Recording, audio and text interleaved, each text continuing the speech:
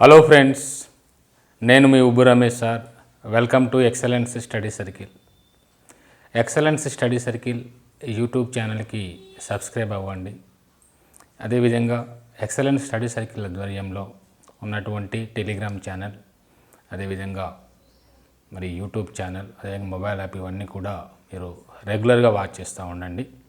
ఎందుకంటే గోయింగ్ ఫర్దర్గా ఈ కాంపిటేటివ్ ఎగ్జామ్స్కి సంబంధించి ఒక అద్భుతమైనటువంటి అంశాలతోటి ప్లానింగ్ తోటి మీ ముందుకు రాబోతూ ఉన్నది.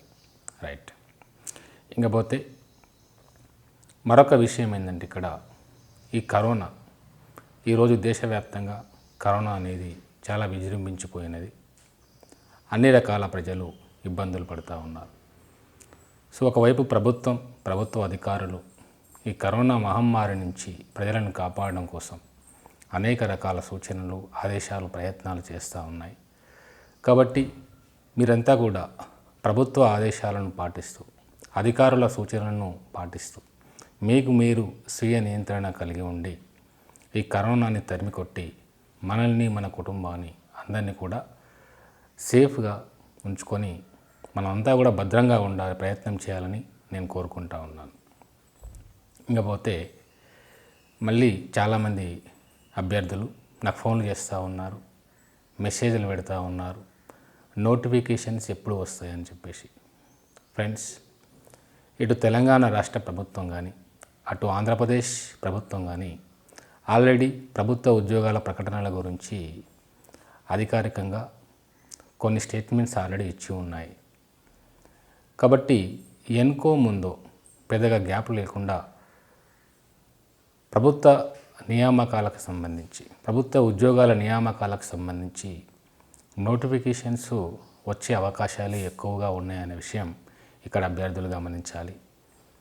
సో మరొక విషయం కూడా ఏంటంటే, నేను ఆల్రెడీ మీకు ఇంతకుముందుకే చెప్పి ఉన్నాను, నోటిఫికేషన్స్ వస్తాయి రావు అనే దానికంటే మీరు ప్రిపేర్ అయ్యేటటువంటి ఎగ్జామ్, ఏ ఉద్యోగం కోసం ప్రిపేర్ అవుతున్నారు, దానికి సంబంధించినటువంటి సిలబస్ ఏంటి, ఆ సిలబస్ పైన మీరు ఎంతవరకు గ్రిప్పును సాధించారు, ఇది చాలా క్రూషియల్, చాలా ఇంపార్టెంట్ అనమాట.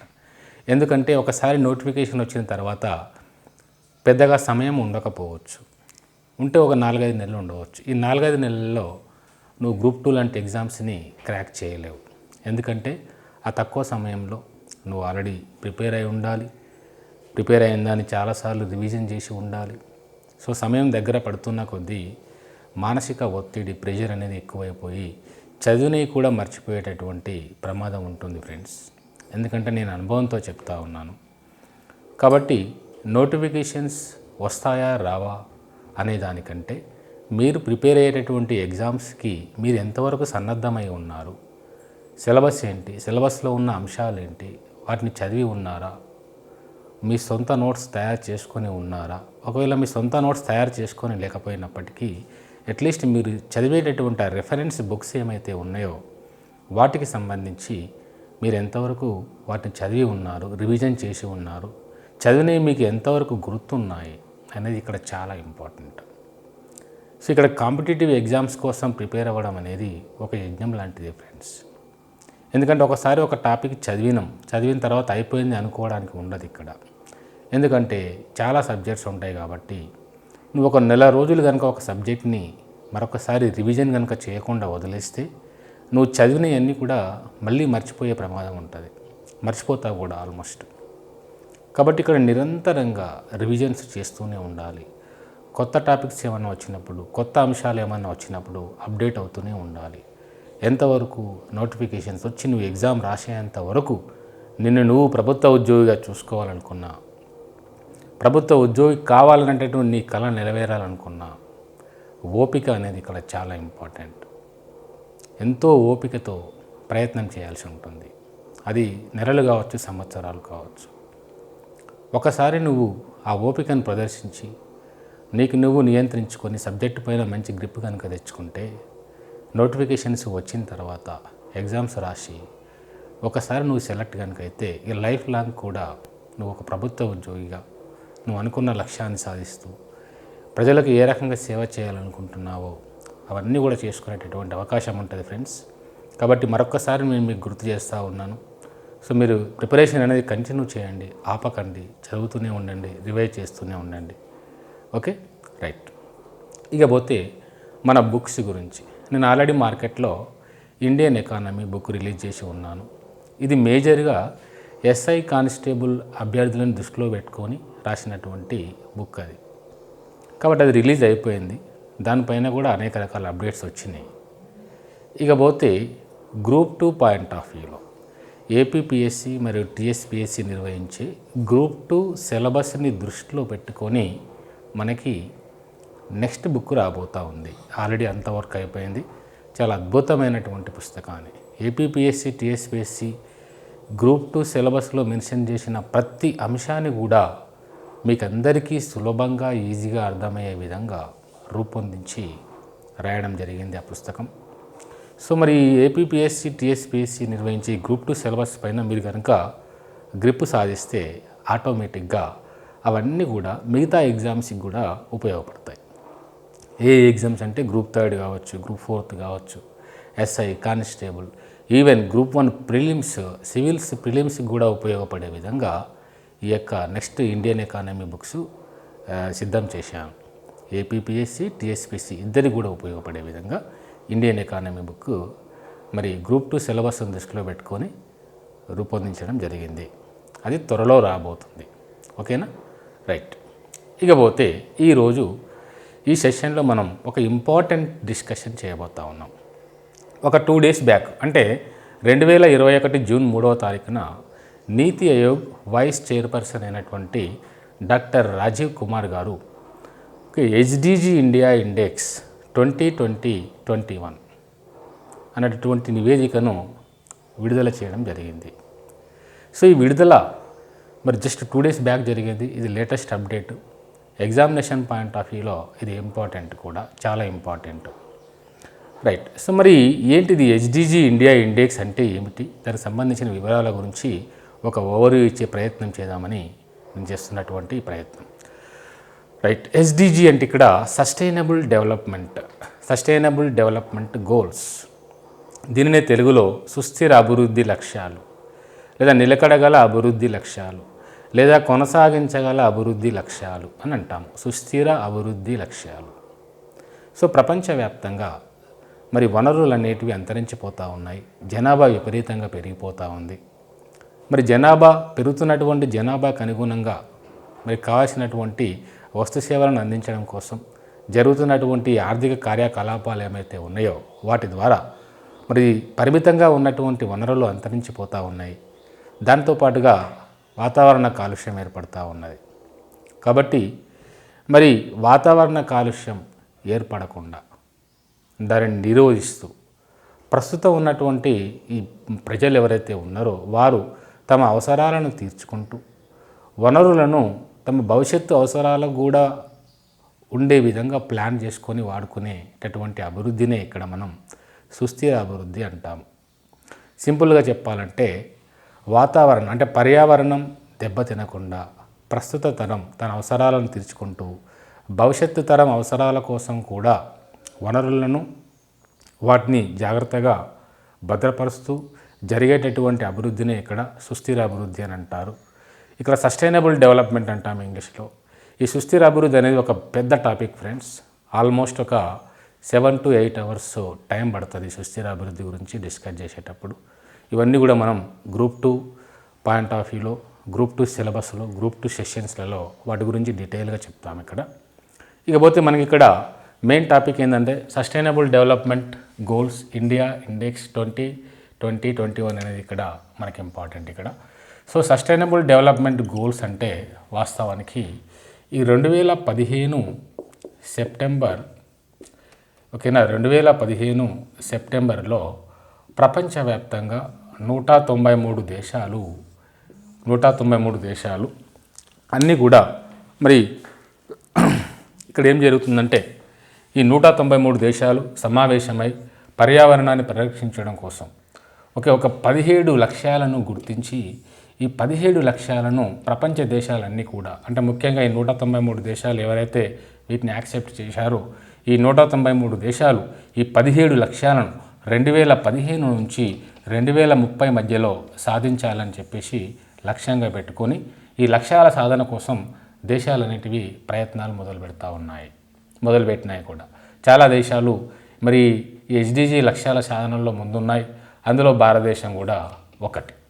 అయితే భారతదేశం ఈ సస్టైనబుల్ డెవలప్మెంట్ గోల్స్ లేదా సుస్థిరాభివృద్ధి లక్ష్యాల సాధనలో ఎంతవరకు ముందు ఉన్నది, ఏ రకంగా ప్రయాణిస్తున్నది అనేది అధ్యయనం చేయాల్సిన అవసరం ఏర్పడ్డది. మరి భారతదేశం ఈ సస్టైనబుల్ డెవలప్మెంట్ గోల్స్ సాధనలో భారతదేశం ఏ స్థాయిలో ఉంది అని తెలుసుకోవాలంటే మరి భారతదేశంలో ఉన్నటువంటి రాష్ట్రాలు 28 రాష్ట్రాలు, అదేవిధంగా 8 కేంద్రపాలిత ప్రాంతాలు.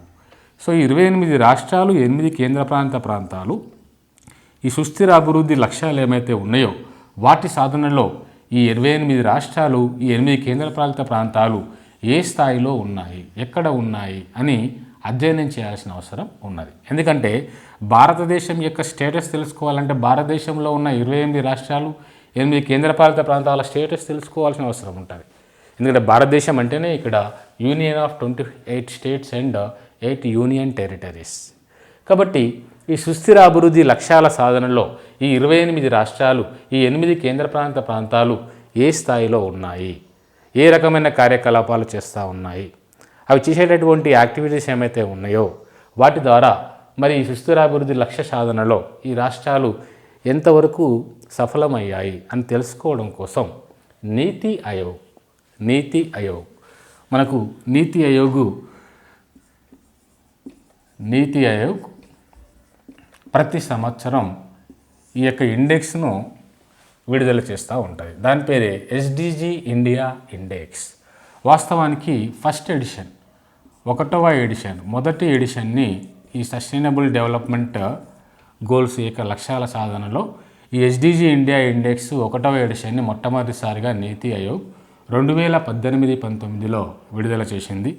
2వ ఎడిషన్ని నీతి ఆయోగ్ మరి 2019-20 సంవత్సరం కోసం 2వ ఎడిషన్ను మరి 2020 డిసెంబర్లో మరి 2019 డిసెంబర్లో విడుదల చేసింది.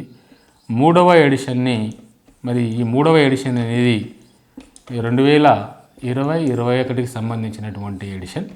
ఈ ఎడిషన్ని ఇటీవల కాలంలో అంటే జూన్ 3, 2021న నీతి ఆయోగ్ టీమ్ అంటే నీతి ఆయోగ్ వైస్ చైర్పర్సన్ అయినటువంటి డాక్టర్ రాజీవ్ కుమార్, అదేవిధంగా నీతి ఆయోగ్ సిఇఓ అమితాబ్ కాంత్, అదేవిధంగా వికే పాల్, నీతి ఆయోగ్ మరి చీఫ్ అడ్వైజర్, వీళ్ళందరూ కలిసి ఈ నివేదికను విడుదల చేయడం జరిగింది. సో మరి ఈ నివేదికలో ఉన్నటువంటి ముఖ్యమైన అంశాలు ఏంటి, వీటికి సంబంధించిన వివరాలు ఏందనేది మనం ఇక్కడ చూద్దాం. సో ఈ నివేదికలో జనరల్గా ఏముంటుందంటే ఈ యొక్క సస్టైనబుల్ డెవలప్మెంట్ గోల్స్ ఏమైతే ఉన్నాయి 17 లక్ష్యాలు ఉన్నాయి. ఈ 17 లక్ష్యాల సాధనలో మరి 28 రాష్ట్రాలు ఎక్కడ ఉన్నాయి, ఏ స్థాయిలో ఉన్నాయి, అదేవిధంగా 8 కేంద్ర ప్రాంతాలు వాటి యొక్క మరి పురోభివృద్ధి ఎలా ఉన్నది అనేది ఈ యొక్క ఇండెక్స్లో నీతి ఆయోగ్ అధ్యయనం చేసి విడుదల చేస్తూ ఉంటుంది అన్నమాట. రైట్. మరి ఈ 17 లక్ష్యాల సాధనలో నీతి ఆయోగ్ విడుదల చేసేటటువంటి ఈ ఎస్డిజి ఇండియా ఇండెక్స్ సంబంధించి మరి వాస్తవానికి మొట్టమొదటిగా ఈ ఇండెక్స్ని 2018-19 సంవత్సరానికి విడుదల చేశారు. దీనినే బేస్ లైన్ రిపోర్ట్ అని అంటారు. తర్వాత 2వ ఎడిషన్ 2019-20, 3వ ఎడిషన్ 2020-21కి సంబంధించి మరి 2 days బ్యాక్ విడుదల చేసినది మనం చెప్పుకుంటా ఉన్నాం. సో మరి ఈ 3 ఎడిషన్స్కి సంబంధించినటువంటి కొన్ని ముఖ్యమైన పాయింట్స్ ఉన్నాయి. వాటి గురించి మనం ఒకసారి ఫస్ట్ చూసి తర్వాత ఈ ఎడిషన్స్ ఈ ఇండెక్స్లో భాగంగా మరి అత్యధిక మరి పర్ఫార్మెన్స్ చూపిస్తున్నటువంటి రాష్ట్రాలేంటి, అత్యల్ప పర్ఫార్మెన్స్ చూపిస్తున్నటువంటి రాష్ట్రాలేంటి, మరి వేగంగా పురోభివృద్ధిని సాధిస్తున్నటువంటి రాష్ట్రాలేంటి, వీటన్నింటి గురించి కూడా మనం ఒక ఓవర్వ్యూ చూసే ప్రయత్నం చేద్దాం. మరొకసారి చెప్తున్నాను ఫ్రెండ్స్, ఈ ఎస్డిజి టాపిక్ ఏదైతే ఉందో సస్టైనబుల్ డెవలప్మెంట్ గోల్స్ కానీ దీనికి సంబంధించిన వివరాలు కానీ ఒక 7 to 8 hours టైం పడుతుంది. అవన్నీ కూడా మనం గ్రూప్ 2 సిలబస్లో డీటెయిల్గా డిస్కస్ చేద్దాం. ఇప్పుడైతే మనం ఒక ఓవర్వ్యూ, ఇది ఎస్డిజి ఇండియా ఇండెక్స్ గురించి ఫోకస్ చేసి ఇది లేటెస్ట్గా వచ్చిన రిపోర్ట్, అందులో పొందుపరచబడిన అంశాల గురించి మనం ఇక్కడ చూద్దాం. రైట్ ఫ్రెండ్స్, నీతి ఆయోగ్ విడుదల చేసే ఎస్డిజి ఇండియా ఇండెక్స్ ఇప్పటివరకు 3 ఎడిషన్స్ని విడుదల చేయడం జరిగింది. 1వ ఎడిషన్ 2018-19, 2వ ఎడిషన్ 2019-20, 3వ ఎడిషన్ 2020-21 సంబంధించి 3 ఎడిషన్స్ వచ్చినాయి. ఈ 1వ ఎడిషన్నే మనం ఇక్కడ బేస్ లైన్ ఎడిషన్ అని చెప్పేసి అంటున్నాం. మరి ఎస్డిజి ఇండియా ఇండెక్స్ని విడుదల చేసేటప్పుడు నీతి ఆయోగ్ ఏ అంశాలని పరిగణనలోకి తీసుకొని ఈ సూచీని విడుదల చేసింది అనేది ఇక్కడ మనకు కంపారిజన్గా, అంటే 1వ ఎడిషన్ 2వ ఎడిషన్ 3వ ఎడిషన్కి మధ్య భేదాలు, పోలికలను కంపేర్ చేసుకుంటూ మనం అర్థం చేసుకునే ప్రయత్నం ఇక్కడ చేద్దాం. అయితే దీనికంటే ముందుగా వాస్తవానికి మరి ప్రపంచ దేశాలు నిర్దేశించుకున్నటువంటి ఈ సుస్థిరాభివృద్ధి లక్ష్యాలు ఏమైతే ఉన్నాయో ఈ సుస్థిరాభివృద్ధి లక్ష్యాలకు సంబంధించి వాస్తవానికి మరి మొత్తం ఈ సుస్థిరాభివృద్ధి లక్ష్యాలు ఎన్నున్నాయ్యా టోటల్గా మరి ప్రపంచ దేశాలు నిర్దేశించుకున్న లక్ష్యాలు 17 లక్ష్యాలు ఉన్నాయి. అదేవిధంగా మరి టార్గెట్స్, అదేవిధంగా ఎన్ని టార్గెట్స్ ఉన్నాయి అంటే ఇక్కడ 169 టార్గెట్స్ ఉన్నాయి. అదేవిధంగా సూచీలు ఎన్ని సూచీలు ఉన్నాయి అంటే 304 సూచీలు ఉన్నాయి. అంటే ప్రపంచ దేశాలన్నీ కూడా మేజర్గా ఈ 17 లక్ష్యాలను దృష్టిలో పెట్టుకొని మరి ఈ 17 లక్ష్యాలను సాధించడం కోసం 169 టార్గెట్లను గుర్తించి మరి ఈ 169 టార్గెట్లలో 304 సూచీలను పరిగణించి వీటిని లెక్కించడం ద్వారా, వీటిని మదింపు చేయడం ద్వారా, ఈ సూచీలను అధ్యయనం చేయడం ద్వారా మరి లక్ష్యాల సాధనలో వివిధ దేశాలు ఎలా ఉన్నాయని అంచనా వేసే ప్రయత్నం జరిగింది. ఉదాహరణకి ఇప్పుడు భారతదేశంలో ఇప్పుడు తెలంగాణ రాష్ట్రం కానీ ఆంధ్రప్రదేశ్ రాష్ట్రం కానీ మరి శిశు మరణాలు ఐఎంఆర్, మాతా మరణాలు ఎంఎంఆర్, అదేవిధంగా టీఎఫ్ఆర్ టోటల్ ఫెర్టిలిటీ రేట్ ఇలాంటివి కొన్ని సూచీలుగా తీసుకుంటాం ఇక్కడ. ఓకేనా? అంటే ఒక దేశంలో శిశు మరణాల రేటు, మాతా మరణాల రేటు తక్కువగా ఉండాలి, అది ఒక సూచి. అంటే ఇది ఒక ఐఎంఆర్ అనేది ఒక సూచి, ఎంఎంఆర్ అనేది ఒక సూచి. సో ఇది ఈ రకంగా మొత్తం 304 సూచీలు ఉన్నాయి ఎస్డిజిలో.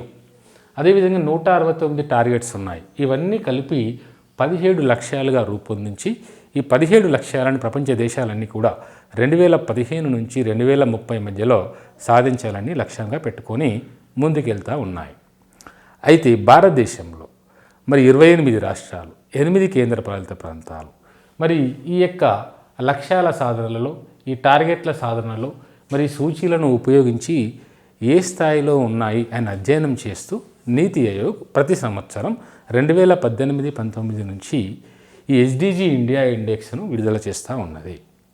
ఓకే, అలా విడుదల చేసినప్పుడు ఏ అంశాలను పరిగణించిందని కనుక మనం చూస్తే 1వ ఎడిషన్లో మొత్తం 17 ఎస్డిజి లక్ష్యాలు ఉంటే అందులో మరి భారతదేశంలో మరి నీతి ఆయోగ్ 1వ ఎడిషన్లో 13 లక్ష్యాలనే పరిగణించింది.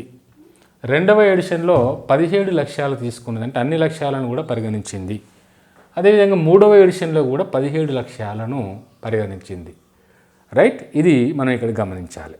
అదేవిధంగా ఎస్డిజి టార్గెట్స్ కనుక తీసుకుంటే వాస్తవానికి ఎస్డిజి టార్గెట్స్ ఎన్ని ఉన్నాయి? 169 ఉన్నాయి. కానీ 169 ఎస్డిజి టార్గెట్స్లలో నీతి ఆయోగ్ 1వ ఎడిషన్లో 39 టార్గెట్స్ని, 2వ ఎడిషన్లో 54 టార్గెట్స్ని, అదేవిధంగా మరి 3వ ఎడిషన్లో 70 టార్గెట్స్ని పరిగణించింది. అదేవిధంగా ఎస్డిజి సూచీలు కనుక తీసుకుంటే వాస్తవానికి ఒరిజినల్ ఎస్డిజిలో 304 సూచీలు ఉన్నాయి.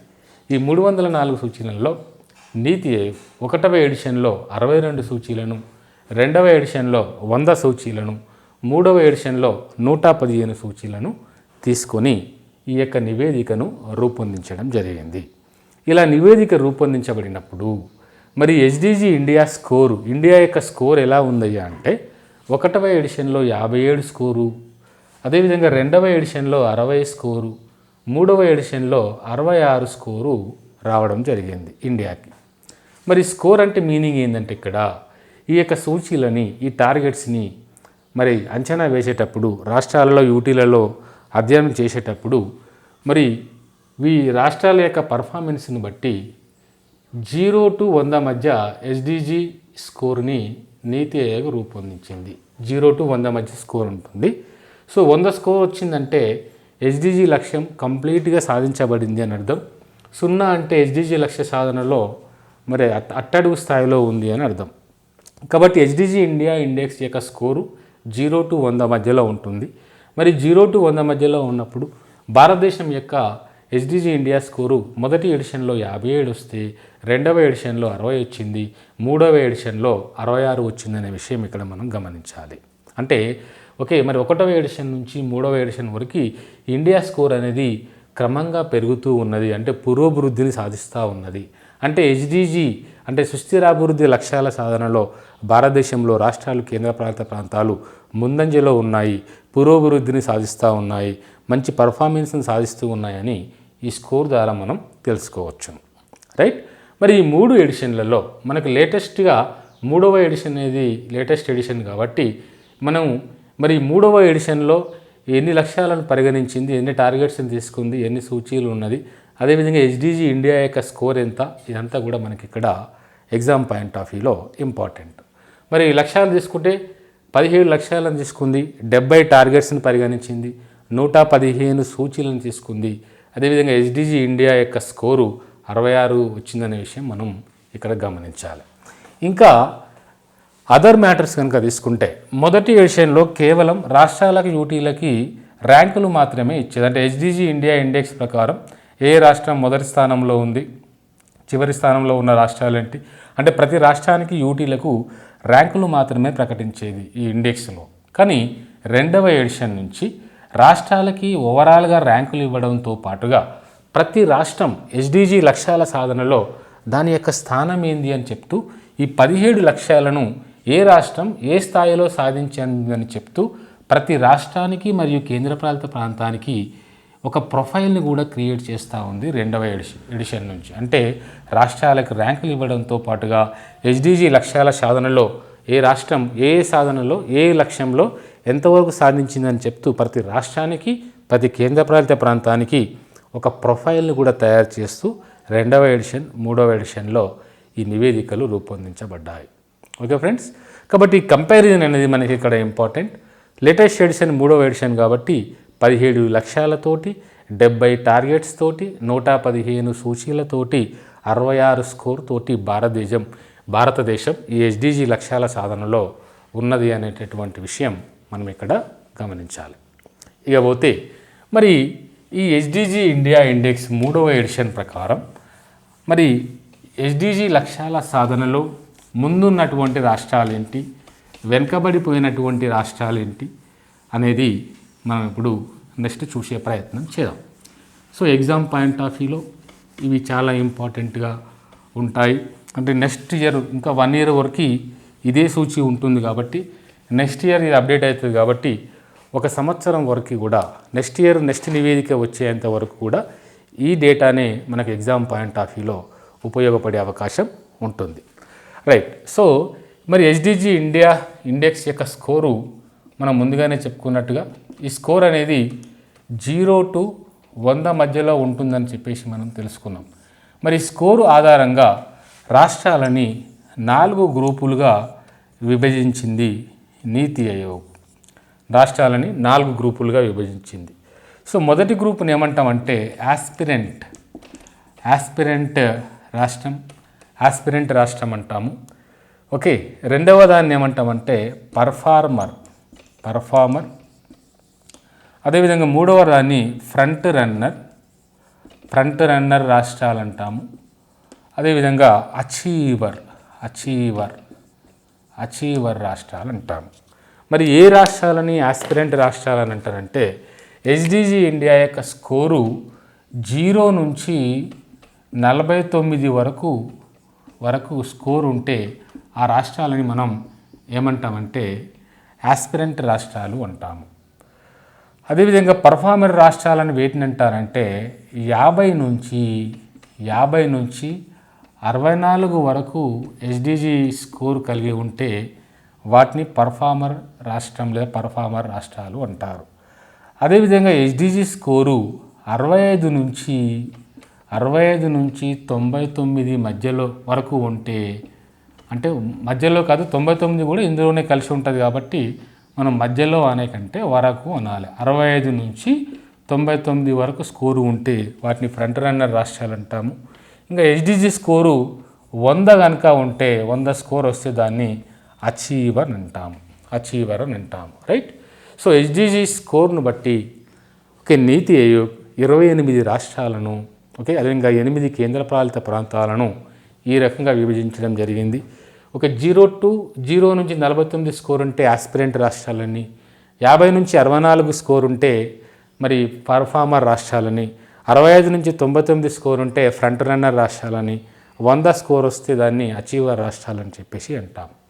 మరి 3వ ఎడిషన్ 2020-21 ప్రకారం భారతదేశంలో ఎన్ని రాష్ట్రాలు ఆస్పిరెంట్ కేటగిరీ కింద ఉన్నాయి అని కనుక చూస్తే ఆస్పిరెంట్ కేటగిరీ కింద ఒక్క రాష్ట్రం కూడా లేదు. ఇండియాలో 0 రాష్ట్రాలు ఉన్నాయి. కేంద్రపాలిత ప్రాంతాలు కూడా ఏ కేంద్రపాలిత ప్రాంతం కూడా ఆస్పిరెంట్ కేటగిరీ కింద లేదు. అదేవిధంగా అచీవర్ కేటగిరీ కింద ఏమైనా రాష్ట్రాలు ఉన్నాయా అంటే అచీవర్ కేటగిరీ కింద కూడా ఒక్క రాష్ట్రం కూడా లేదు. అదేవిధంగా ఒక కేంద్రపాలిత ప్రాంతం కూడా లేదు. అంటే ఇక్కడ అచీవర్ కేటగిరీ కింద ఆస్పిరెంట్ కేటగిరీ కింద మరి ఎలాంటి రాష్ట్రాలు కానీ కేంద్రపాలిత ప్రాంతాలు కానీ లేవు. దాని మీనింగ్ ఏంది? ఏ రాష్ట్రం కూడా ఏ కేంద్రపాలిత ప్రాంతం కూడా సస్టైనబుల్ డెవలప్మెంట్ గోల్స్ని పూర్తిగా సాధించలేదు ఇంకా. అందుకనే అచీవర్ కింద 0 ఉన్నాయి. అదేవిధంగా ఏ రాష్ట్రం కూడా ఏ కేంద్రపాలిత ప్రాంతం కూడా మరి సస్టైనబుల్ డెవలప్మెంట్ గోల్స్ లక్ష్య సాధనలో మరి బ్యాడ్ పర్ఫార్మెన్స్ అట్టడుగు స్థాయిలో లేవు. అందుకని ఆస్పిరెంట్ స్థాయిలో లేవు అనే విషయం మనం ఇక్కడ గమనించాలి. వాస్తవానికి నీతి ఆయోగ్ విడుదల చేసిన 2018-19 అంటే మొదటి నివేదిక ప్రకారం ఈ ఆస్పిరెంట్ కేటగిరీ కింద 3 రాష్ట్రాలు ఉండేటివి. ఆ 3 రాష్ట్రాలు కూడా కొంచెం మెరుగుదల సాధించి ఈ ఆస్పిరెంట్ కేటగిరీని దాటి పర్ఫార్మర్ స్టేజ్లోకి వచ్చినాయి అనే విషయం మనం ఇక్కడ గమనించాలి. ఫ్రెండ్స్, కాబట్టి ఎగ్జామ్ పాయింట్ ఆఫ్ వ్యూలో ఇవి కూడా ఇంపార్టెంట్గా ఉండే అవకాశం ఉంది. ఎలా అంటే మరి నీతి ఆయోగ్ విడుదల చేసే హెచ్డిజి ఇండియా ఇండెక్స్ ప్రకారం దేశంలో హెచ్డిజి స్కోర్ ఆధారంగా రాష్ట్రాలను ఎన్ని రకాలుగా విభజించారు అని అడగవచ్చు. అదేవిధంగా ఆస్పిరెంట్ రాష్ట్రాలు అనగా హెచ్డిజి స్కోరు దేని మధ్యలో ఉంటుంది అని అడగవచ్చు. అదేవిధంగా పర్ఫార్మర్, ఫ్రంట్ రన్నర్, అచీవర్ కింద హెచ్డిజి స్కోర్ ఎంత ఉండాలి అని అడగవచ్చు. ప్రస్తుతం దేశంలో ఎన్ని ఆస్పిరెంట్ రాష్ట్రాలు సూటీలు ఉన్నాయని అడగవచ్చు. అదేవిధంగా అచీవర్ మరి కేటగిరీ కింద ఉన్న రాష్ట్రాలను గుర్తించండి లేదా వాటి సంఖ్యను గుర్తించండి అని అడగవచ్చు. కాబట్టి ఇక్కడ మనం గుర్తుపెట్టుకోవాల్సింది ఏంటంటే మన దేశంలో ఉన్న రాష్ట్రాలు, కేంద్రపాలిత ప్రాంతాలు ప్రస్తుతం పర్ఫార్మర్ లేదా ఫ్రంట్ రన్నర్ కేటగిరీ కింద మాత్రమే ఉన్నాయి అన్నీ. ఏది కూడా ఆస్పిరెంట్ కేటగిరీ కింద లేదు, ఏది కూడా అచీవర్ కేటగిరీ కింద లేదు. ఈ 2 కేటగిరీల కింద మాత్రమే ఉన్నాయి అనే విషయం ఇక్కడ అభ్యర్థులు గమనించాలి. రైట్. ఇకపోతే మరి ఏ రాష్ట్రాలు అత్యధిక పర్ఫార్మెన్స్ని మెరుగైన పర్ఫార్మెన్స్ని కనబరిచినాయి? ఈ హెచ్డిజి ఇండియా ఇండెక్స్ 2020-21 ప్రకారం అత్యధిక స్కోర్ను సాధించి మరి ముందంజలో ఉన్నటువంటి రాష్ట్రాలు ఏంటి? అత్యధిక స్కోర్ పొందిన రాష్ట్రాలు. అత్యధిక స్కోర్ పొందినటువంటి రాష్ట్రాలు కనుక తీసుకుంటే మనకి నెంబర్ 1 పొజిషన్లో కేరళ ఉన్నది. కేరళ నెంబర్ 1 పొజిషన్లో కేరళ రాష్ట్రం ఉన్నది. ఈ కేరళ యొక్క స్కోరు 75. 75 స్కోర్ తోటి కేరళ రాష్ట్రం నెంబర్ 1 స్థాయిలో ఉన్నది. అంటే ఇది ఏ కేటగిరీ కింద వస్తుంది? 75 అంటే 65 పైన 95 కంటే తక్కువ ఉన్నది కాబట్టి కేరళ అనేది ఇక్కడ ఫ్రంట్ రన్నర్ స్థాయిలో ఉన్నది. 75 స్కోర్ తోటి కేరళ మొదటి స్థానంలో ఉంటే 2వ స్థానంలో తమిళనాడు లేకుంటే ఇక్కడ ఫస్ట్ హిమాచల్ ప్రదేశ్ రాయాలి. హిమాచల్ ప్రదేశ్ అదేవిధంగా తమిళనాడు ఈ 2 రాష్ట్రాలు కూడా సమానమైనటువంటి స్కోర్ను పొంది 74 స్కోర్ తోటి 2వ స్థానంలో ఉన్నాయి. ఇక 3వ స్థానంలో ఏ రాష్ట్రాలు ఉన్నాయంటే ఆంధ్రప్రదేశ్, కర్ణాటక, గోవా. ఆంధ్రప్రదేశ్, కర్ణాటక, గోవా అదేవిధంగా ఉత్తరాఖండ్ ఈ 3 రాష్ట్రాలు మరి ఒక 72 స్కోర్ను పొంది 3వ స్థానంలో కొనసాగుతూ ఉన్నాయి. అదేవిధంగా ఒక 4 స్థానంలో సిక్కిం రాష్ట్రం ఉన్నది. దీని యొక్క స్కోరు 71గా ఉన్నది. 5వ స్థానంలో మహారాష్ట్ర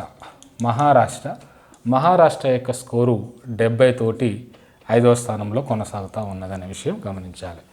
ఇవి హెచ్డిజి ఇండియా ఇండెక్స్ స్కోర్లో అత్యధిక పర్ఫార్మెన్స్ పొందినటువంటి రాష్ట్రాలు.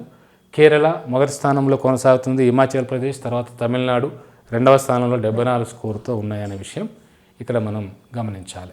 అదేవిధంగా ఆంధ్రప్రదేశ్ ఉమ్మడి మన తెలుగు రాష్ట్రమైనటువంటి ఆంధ్రప్రదేశ్ 72 స్కోరుతో 3వ స్థానంలో 3వ ప్లేస్లో ఉన్నది. అయితే రాష్ట్రాల వారిగా ర్యాంకులు తీసినప్పుడు ఇక్కడ కేరళ మొదటి ర్యాంక్ అవుతుంది, హిమాచల్ ప్రదేశ్ 2వ ర్యాంక్ అవుతుంది, తమిళనాడు 3వ ర్యాంక్ అవుతుంది, ఆంధ్రప్రదేశ్ 4వ ర్యాంక్ అని 4వ ర్యాంక్గా మనం ఇక్కడ చెప్పవచ్చు. అంటే స్కోరు సమానమైనప్పటికీ సమానమైనటువంటి వాటిలలో ముందుగా ఉన్నవి, అంటే సమానులలో ప్రథమం అని అర్థం ఇక్కడ. ఇక్కడ చూడండి స్కోర్ ఇక్కడ 74 ఉంది. 2వ ప్లేస్లో హిమాచల్ ప్రదేశ్, తమిళనాడు 2 కూడా ఒకే స్కోర్ని పొందినాయి. కానీ ఈ రెండింటిలలో ఏది ముందుందంటే హిమాచల్ ప్రదేశ్ ముందుంది. కాబట్టి కేరళ తర్వాత సెకండ్ ర్యాంక్ హిమాచల్ ప్రదేశ్కి, థర్డ్ ర్యాంక్ తమిళనాడుకి ఇచ్చారు.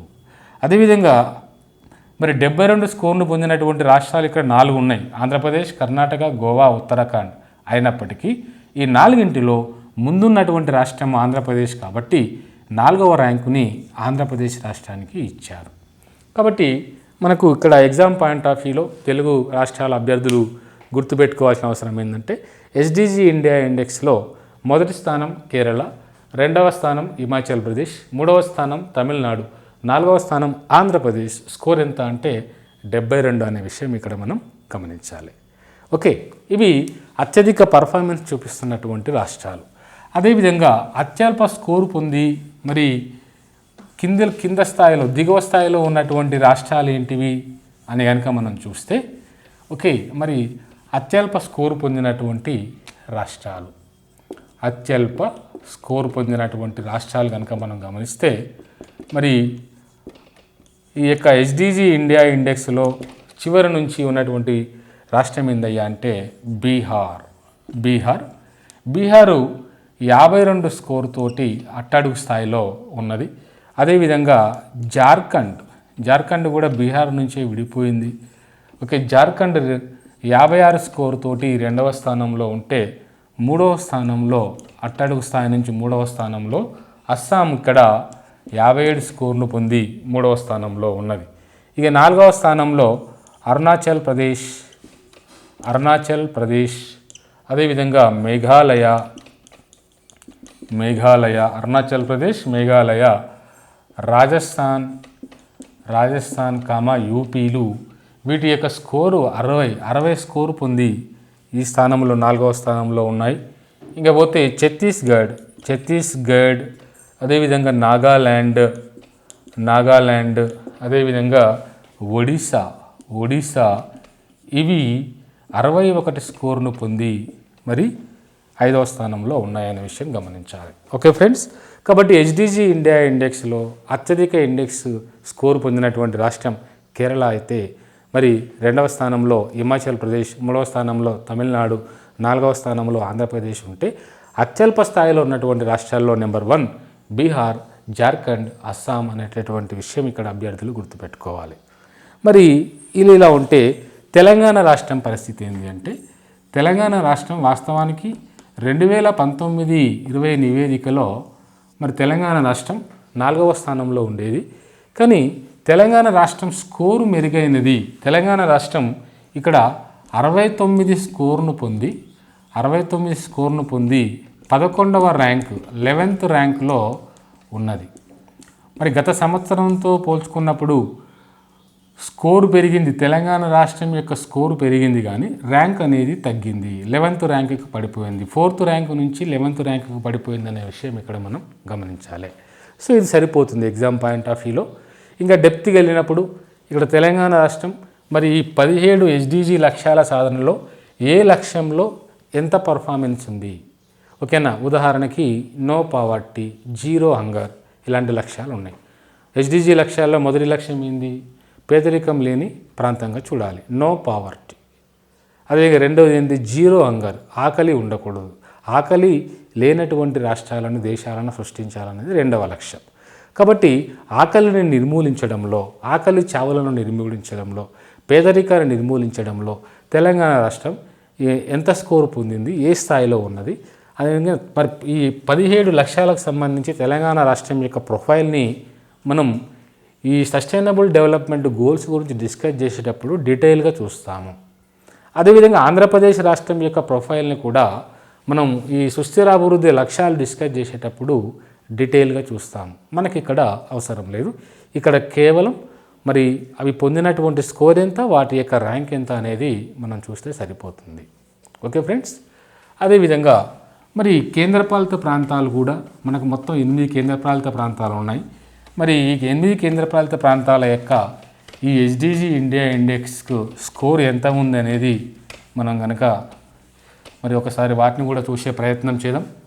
Okay right. ఇక్కడ ఏంటంటే కేంద్రపాలిత ప్రాంతాలు, వాటిని మనం యూటీలు అంటాము. ప్రస్తుతం మనకు మొత్తం 8 కేంద్రపాలిత ప్రాంతాలు ఉన్నాయనే విషయం గుర్తుపెట్టుకోవాలి. సో నెంబర్ 1 ఏంటంటే చండీగఢ్.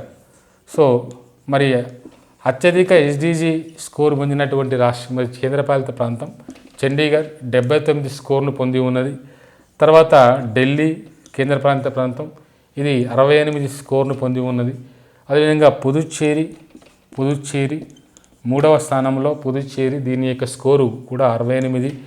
అదేవిధంగా 4వ స్థానంలో లక్షద్వీపులు 4వ స్థానంలో ఉన్నాయి. దీని యొక్క స్కోరు 68 అనే విషయం మనం ఇక్కడ గమనించాలి. అదేవిధంగా 5వ కేంద్రపాలిత ప్రాంతం ఇక్కడ అండమాన్ నికోబార్ దీవులు. అండమాన్ నికోబార్ దీవుల యొక్క స్కోరు 67 ఉన్నది. 6వ కేంద్రపాలిత ప్రాంతంగా ఇక్కడ లడాక్ ఉన్నది. లడాక్ యొక్క స్కోర్ ఇక్కడ ఓకే మరి 66. లడాక్ యొక్క స్కోర్ ఇక్కడ సరే అండి. 6వ కేంద్రపాలిత ప్రాంతంగా ఇక్కడ జమ్మూ అండ్ కాశ్మీర్, దీని యొక్క స్కోరు 66 స్కోర్తో జమ్మూ అండ్ కాశ్మీర్ ఉన్నది. 7వ కేంద్రపాలిత ప్రాంతంగా లడాక్ యొక్క స్కోరు ఇక్కడ 66 ఉన్నది. అదేవిధంగా చివరిగా మరి 8వ కేంద్రపాలిత ప్రాంతం దాద్రా నగర్ హవేలీ అండ్ డామన్ అండ్ డామన్ అంటాము, లేదా డామన్ అండ్ డయ్యూ అంటాము. రెండింటిని కలిపి ఒకటే కేంద్రపాలిత ప్రాంతంగా ఇటీవల ప్రకటించారు. దీని యొక్క స్కోర్ ఎంతంటే 62. రైట్. సో ఇటు కేంద్రపాలిత ప్రాంతాలను కనుక తీసుకుంటే ఎస్డిజి ఇండియా ఇండెక్స్లో చండీగఢ్ అత్యధిక స్కోర్ను పొందితే దాద్రా నగర్ హవేలీ మరియు డామన్ అండ్ డయ్యూ అత్యల్ప స్కోర్ను పొందాయనే విషయం మనం ఇక్కడ గమనించాలి. Okay friends. సో దీంతో పాటుగా మరి మనం మొదటి ఎడిషన్ చూసుకున్నప్పుడు, రెండవ ఎడిషన్తో పోల్చినప్పుడు, రెండవ ఎడిషన్ని 3వ ఎడిషన్తో పోల్చినప్పుడు మరి భారతదేశంలో ఒక 3 రాష్ట్రాలు ఈ ఎస్డిజి లక్ష్యాల సాధనలో చాలా వేగంగా అభివృద్ధి చెందుతూ ఉన్నాయి, చాలా మంచి పర్ఫార్మెన్స్ చూపిస్తూ ఉన్నాయి. ఓకే మొదటి ఎడిషన్ విడుదల చేసినప్పుడు ఈ రాష్ట్రాల యొక్క స్టేటస్ అనేది అంత బాగా లేకుండే, లోయెస్ట్ పర్ఫార్మెన్స్ ఉండే. ఈ లోయెస్ట్ పర్ఫార్మెన్స్ నుంచి చాలా ర్యాపిడ్గా డెవలప్ అవుతూ మంచిగా ముందుకు వస్తూ మంచి స్కోర్ను పొంది వేగంగా పురోభివృద్ధిని సాధిస్తున్నటువంటి 3 రాష్ట్రాలు గుర్తించడం జరిగింది. వేగంగా పురోభివృద్ధిని పొందుతున్న రాష్ట్రాలు, వేగంగా పురోభివృద్ధిని పొందుతున్నటువంటి రాష్ట్రాలు ఇక్కడ 3 నీతి ఆయోగ్ గుర్తించింది. మొదటి రాష్ట్రం ఏంటంటే మిజోరాం, రెండవది హర్యానా, అదేవిధంగా 3వది ఉత్తరాఖండ్. ఈ 3 రాష్ట్రాలు మొదటి ఎడిషన్ విడుదలైనప్పుడు వీటి యొక్క స్కోర్ తక్కువగా ఉండే, వీటి యొక్క ర్యాంక్ కూడా తక్కువగా ఉండే, అంటే లోయెస్ట్ పర్ఫార్మెన్స్ ఉండే.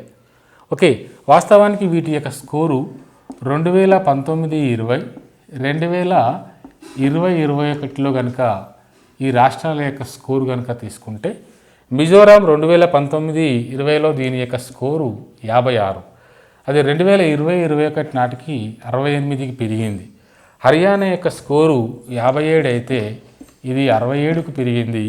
ఉత్తరాఖండ్ యొక్క స్కోరు 64 అయితే ఇది 72కు పెరిగింది. అంటే చాలా వేగంగా పురోభివృద్ధిని పొందినటువంటి రాష్ట్రాలుగా ఈ 3 నీతి ఆయోగ్ గుర్తిస్తూ ఉంది. ఎందుకంటే చూడండి 2019, 20, 2020, 2021 నాటికి మిజోరాం ఎంత స్కోర్ను మెరుగుపరుచుకుందంటే ఇక్కడ 12 స్కోర్ని మెరుగుపరుచుకుంటే, హర్యానా 10 స్కోర్ని మెరుగుపరుచుకుంటే, ఉత్తరాఖండ్ ఇక్కడ 8 స్కోర్ని మెరుగుపరుచుకుంది. అంటే చాలా ర్యాపిడ్గా ఫాస్ట్గా మరి ఈ సుస్థిర అభివృద్ధి లక్ష్యాల సాధనలో ఈ 3 రాష్ట్రాలు ర్యాపిడ్గా అభివృద్ధి చెందుతున్నాయని మనకు నీతి ఆయోగ్ చెప్తా ఉన్నది.